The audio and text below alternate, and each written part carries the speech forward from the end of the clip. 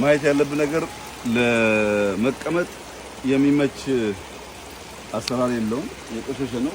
ውሃው ግን እንደምታየው ፍልውሃ ነው። ይሄ ፍልውሃ ነው። ይህንን ፍልውሃ ሰዎች በቀላሉ አክሰስ ማድረግ እንዲችሉ መጠቀም እንዲችሉ አድርገን ለመዋኘት እግራቸውን፣ ገላቸውን ለመመታት ብናመቻችላቸው ለብዙ በሽታዎች ፈውስ ይሆናል።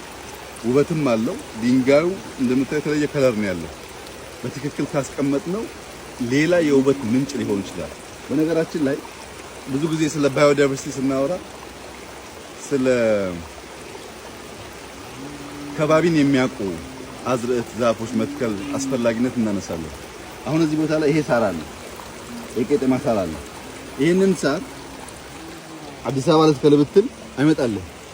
ይሄንን ሳር ሌላ ቦታ ወስደን ከመትከል ማድረግ ያለብን በዚሁ ኔቸሩን በተላመደው ቦታ ላይ ሳሩን በትክክል አጭደን ብናደርገው ምን አይነት ምንጣፍ እንደሚሆን የዛሬ 2 ዓመት እናናየው። ሳሩም አለ፣ ድንጋዩም አለ፣ ውሃውም አለ፣ ተራራውም አለ፣ ዛፉም አለ። ይሄን አዋህደን ውበት ሰጥተን የሰው ልጅ የአእምሮና የእጅ ብቃት አክለን ማስዋብ ብቻ ነው የሚጠበቅብን። ቦታ ስትመርጥ ውሃ አለው ወይ፣ ነፋሻማ ነው ወይ፣ በቂ ፀሐይ ያገኛል ወይ፣ ሳር አለው ወይ፣ ዛፍ ይበቅልበታል ወይ፣ ምን ባደርግ ይበልጥ ላስውበው እችላለሁ ነው ካሰብ ሁሉ ነገር እዚህ ቦታ ላይ አለ። የሚቀረው ማስዋብ ብቻ ነው። ድንጋዩ የተለየ ከለር ነው፣ ውሃው ፍልውሃ ነው፣ ዛፉ አለ፣ ዘንባባው አለ፣ ሳሩ አለ። እነዚህን አልጌዎች እያጸዱ ለሰው ልጅ የተመቸ ያማረ ቦታ ማድረግ ብቻ ነው ቀጣዩ ስራ የሚሆነው። ይሄን አሁን እንጀምራለን። በሚቀጥለው 1 ዓመት ተኩል 2 ዓመት ጊዜ ውስጥ ማክሲመም እጅግ ውብ ስፍራ ሰርተን ለልጆቻችን የምናስረክብ ይሆናል። ሁልጊዜም አይናችን መገለጥ አለበት። የተገለጠ አይን ያልታየን የሚያይ ያልተሰራን የሚሰራ ውበትን የሚያወጣ ልማትን የሚያረጋግጥ ብልጽግናን የሚያጸና ነው። ያን ማድረግ ያስፈልጋል። አሁን እዚህ ጋር ወይዘሮ ዝናሽ ተቀምጠዋል። እሳቸው ለምሳሌ ይሄን ዋነክተው እንዲያዩ ይፈልጋሉ።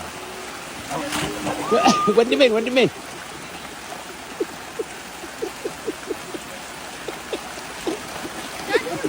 አልጌው እኮ ነው። አልጌው ጥሩ ነው። ደጣጥሩ ይዛገኛል።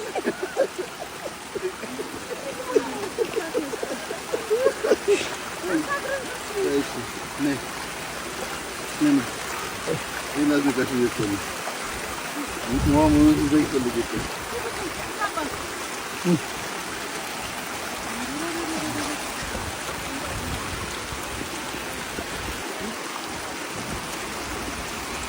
ችግር